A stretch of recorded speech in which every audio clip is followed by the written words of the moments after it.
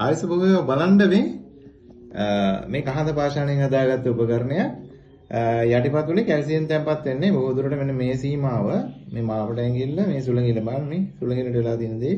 ඉතින් මේව දැන් ගොඩක් ඇරියා.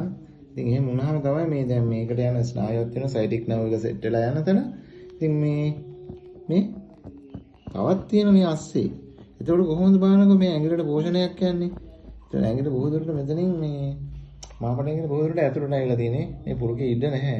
ඒ විදිහට මේ එකතු වෙලා තියෙන්නේ. ඒ කියන්නේ අස්ථි එක එක අර පුරුක් අතරින් වෙනස් වෙලා. ඉතින් මේ වගේ දෙයක් අරගෙන ඉස්සෙල්ලා බුරුල් වෙන තෙලක් දාලා මේ විදිහට පහන ආධාරයෙන් අපි දැන් කරන්නේ රතු තෙල් යොදාගෙන චුට්ටක් රත් වෙන තියලා මුලින් මේක ඉතින් අපි මේවා බුලත් එහෙම දාලා එහෙම තියලා පොංගෝලා තමයි පැය භාගයක් තියලා මෙහෙම තියලා එහෙම ගන්නෙ. ඉතින් එහෙම කරාම මේ ටික ගන්න හැදලා තියෙනවා අපිට හරි ලේසි මේ වගේ වැඩක් කරගන්න. ඉතින් ඔයගොල්ලොත් කරලා බලන්න. මම කියන්නේ හැබැයි ඉතින් වෛද්‍ය උපදේශයක් කරනවා නම් ගොඩක් හොඳයි. නැත්නම් දියවැඩිය රෝගීන් ඉන්නවා, වෙනත් ලෙඩ රෝග තියෙන අය ඉන්නවා. ඉතින් ඒවත් එක කටයුතු කරනදී බොහොම පරිස්සමෙන් කටයුතු කරන්න ඕනේ. යටිපතුලේ ඉතින් විශේෂයෙන්ම ලේසි කියලා කියන්නේ යටිපතුලේ හැම ටිකක් ඝනකම නිසා ඒ පැත්තෙන් මේක කරගන්න ලේසි. ඉතින් මේ වගේ ඒවා මෙහෙම මේව කරාට අපේ මොකුත් මේ හානියක් වෙන්නේ නැහැ. මේ බලන්න.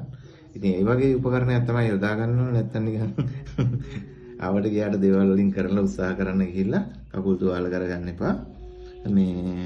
ඉතින් මේ විදිහට කරගත්තට පස්සේ ශරීරයේ සෑම ඉන්ද්‍රියක් සම්බන්ධ වෙන ස්ථානයක් තමයි මේ යටිපතුල කියලා කියන්නේ. අස්ථි වශයෙන් ගත්තොත් අස්ථි තියෙනවා 26ක්, පැටලය ගත්ත එක 27යි, ජංගාණු ජංගා 29යි, කලව අස්ථියත් එක 30යි.